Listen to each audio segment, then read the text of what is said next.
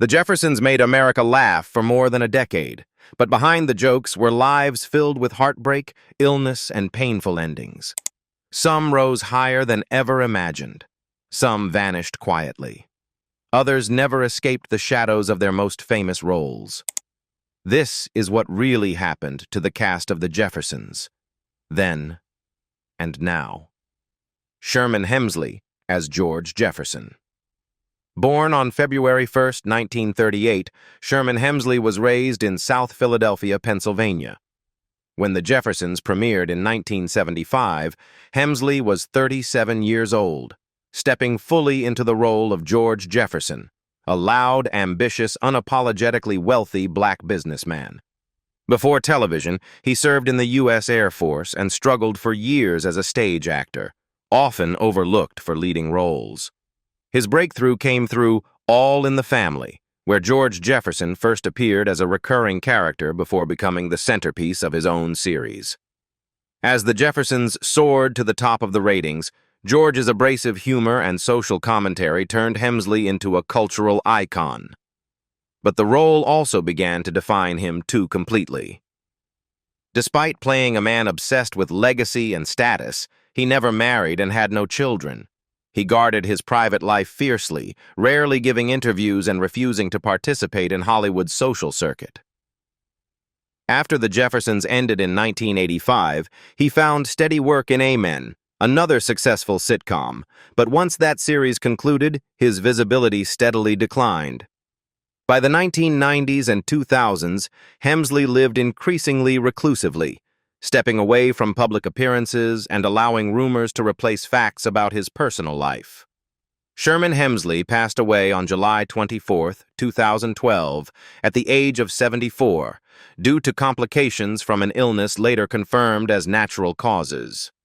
Zara Cully, as Olivia, Mother Jefferson. Zara Cully was born on January 26, 1892, in Worcester, Massachusetts, United States. When she joined the Jeffersons in 1975, she was already 83 years old, portraying Olivia Mother Jefferson, George Jefferson's sharp-tongued, domineering mother whose presence instantly added bite, humor, and generational tension to the series. Long before television fame arrived late in her life, Cully had spent decades working quietly in theater and radio, building a reputation as a disciplined performer, but never achieving mainstream recognition. The Jeffersons changed that overnight, turning her into a familiar face in millions of American homes. Yet the irony was cruel. Just as her career finally reached national prominence, her health began to collapse. Cully was battling chronic lung disease, a condition that worsened under the demanding pace of television production, even though her screen persona appeared fearless and unbreakable. As the series gained momentum and cultural importance, her appearances became increasingly limited. Producers were forced to reduce her screen time, writing around her declining strength. During this period, reruns of earlier episodes preserved her sharp delivery and comedic timing, while behind the scenes she struggled with breathing difficulties that made even daily activities exhausting. Zara Cully passed away on February 28, 1978, at the age of 86, due to complications related to her lung condition. Franklin Cover as Tom Willis. Franklin Cover, born on November 20, 1928, in Cleveland, Ohio. When The Jeffersons premiered in 1975, he was 46 years old, cast as Tom Willis, the soft-spoken white husband in one of American television's earliest and most controversial interracial marriages. Cover came into the series with strong theatrical credentials, trained at Yale and respected on stage, but The Jeffersons reshaped how the public saw him. Tom Willis was deliberately gentle, often overshadowed by his sharper, more outspoken wife and in-laws, and that quiet decency became both his strength and his trap. Even as the series thrived, his range outside the role went largely unexplored. When The Jeffersons ended in 1985, the fall was swift and unceremonious. Unlike co-stars who transitioned into new television vehicles, Cover found himself rarely called. He appeared occasionally in guest roles and stage work, but no project restored his former visibility. As television evolved, Cover aged out of contention, becoming another casualty of sitcom typecasting rather than scandal or personal collapse. Franklin Cover spent his final months at the Lillian Booth Actors Home in Englewood, New Jersey, where he moved in December 2005 while recovering from heart disease. He died there on February 5, 2006, at the age of 77 from pneumonia. Roxy Roker as Helen Willis. Born on August 28, 1929, Roxy Roker came into the world in Miami, Florida. When the Jeffersons began airing in 1975, she was 46 years old, stepping into the role of Helen Willis, a composed, intelligent black woman navigating one of American television's earliest interracial marriages with dignity and quiet strength. Roker's career before the Jeffersons was rooted in theater, where she developed a disciplined, emotionally grounded acting style. On television, Helen Willis became a cultural statement more than a punchline. Calm where others shouted, principled where others provoked. While the show broke barriers, it also narrowed perception. After the Jeffersons, Roker struggled to find roles that matched her depth, appearing in projects such as Roots and Fantasy Island, but never receiving another platform as influential as Helen Willis. In 1985, she divorced her husband, television producer Cy Kravitz, after discovering his infidelity. The separation fractured the family deeply, leaving lasting emotional scars, particularly for their son, Lenny Kravitz, who later spoke openly about the pain of watching his parents' marriage collapse. The strain coincided with Roker's declining health, as she quietly battled breast cancer away from public attention, continuing to work when her strength allowed.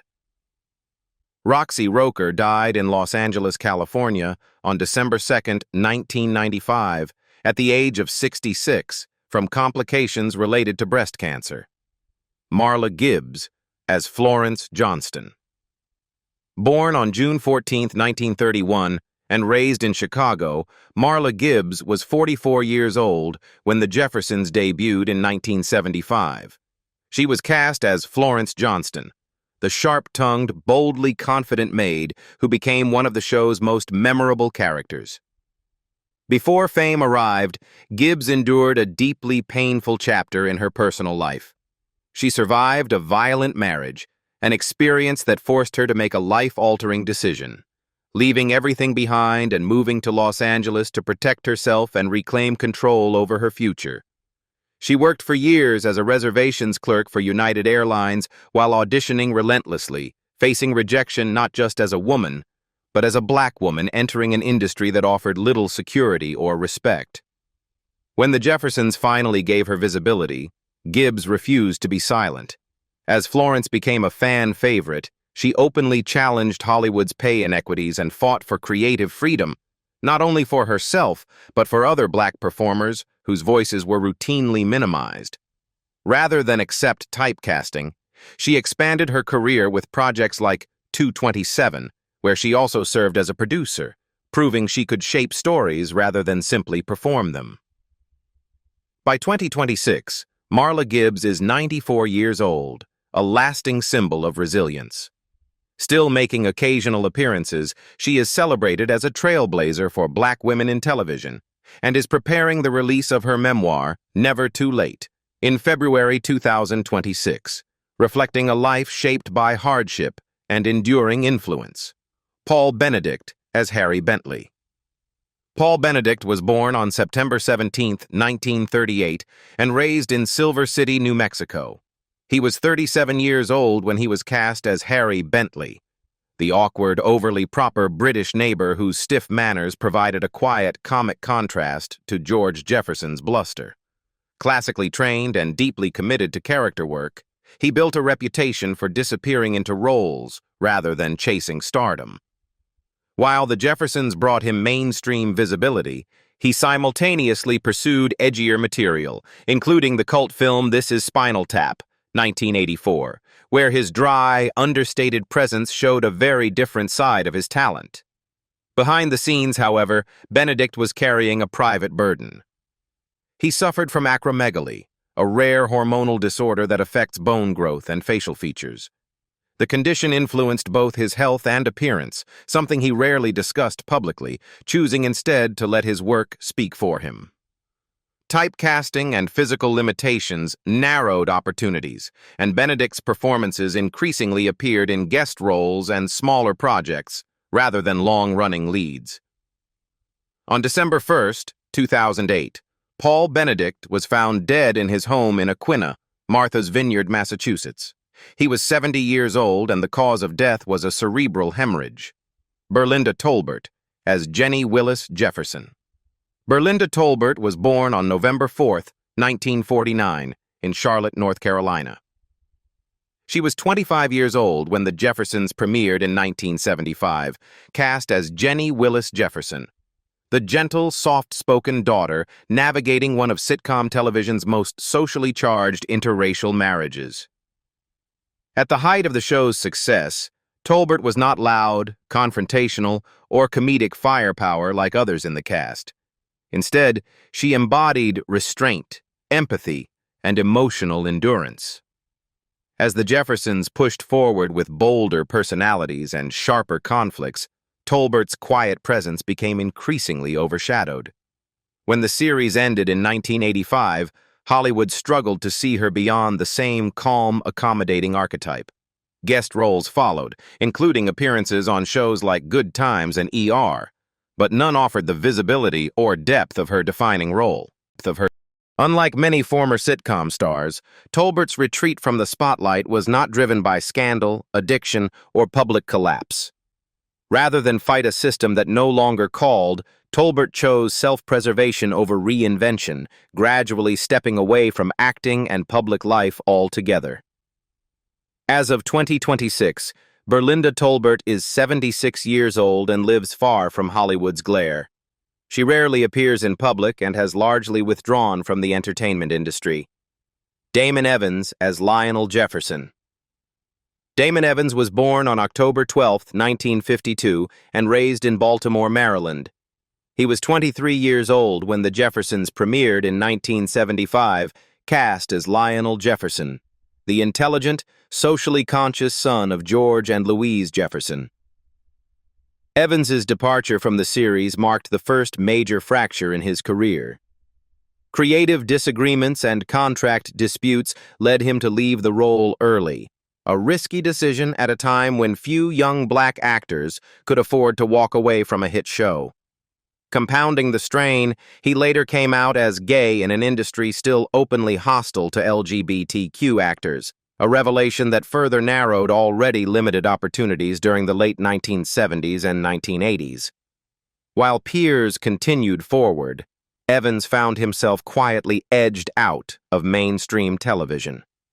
Rather than disappear completely, Evans redirected his life toward the stage. He became deeply involved in musical theater, appearing in Broadway and touring productions, including Dreamgirls and Ain't Misbehavin', where talent mattered more than image. By 2026, at 76 years old, Damon Evans lives largely out of the public eye, devoted to theater and creative mentorship. Isabel Sanford as Louise Wheezy Jefferson. Isabel Sanford, born on August 29, 1917, and grew up in Harlem, New York. When The Jeffersons premiered in 1975, she was 58 years old, cast as Louise Jefferson, the moral center of the series, whose warmth, restraint, and quiet authority balanced her husband's volatility. In 1981, she became the first black woman to win the Emmy Award for Outstanding Lead Actress in a Comedy Series, a breakthrough that should have marked security at last. Instead, the victory masked instability behind the scenes. In 1985, after 11 seasons on the air, The Jeffersons was abruptly canceled, and Sanford, along with the cast, learned the news not from the network, but from a newspaper. There was no warning, no farewell, no respect for a series that had changed television history. The sudden cancellation cut deep.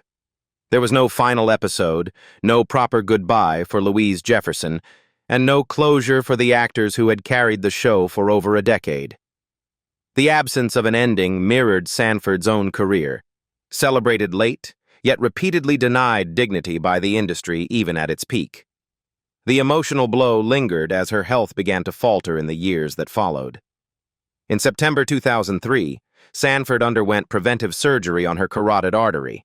Her health steadily declined afterward, and she was hospitalized at Cedars-Sinai Medical Center on July 4, 2004. Isabel Sanford died 5 days later, on July 9, 2004, at the age of 86. The Jeffersons moved on up, but not all of them made it out unscathed. Behind the laughter were illnesses, broken careers, and quiet goodbyes. Which story stayed with you the longest? Leave a comment. And don't forget to follow for more untold Hollywood stories.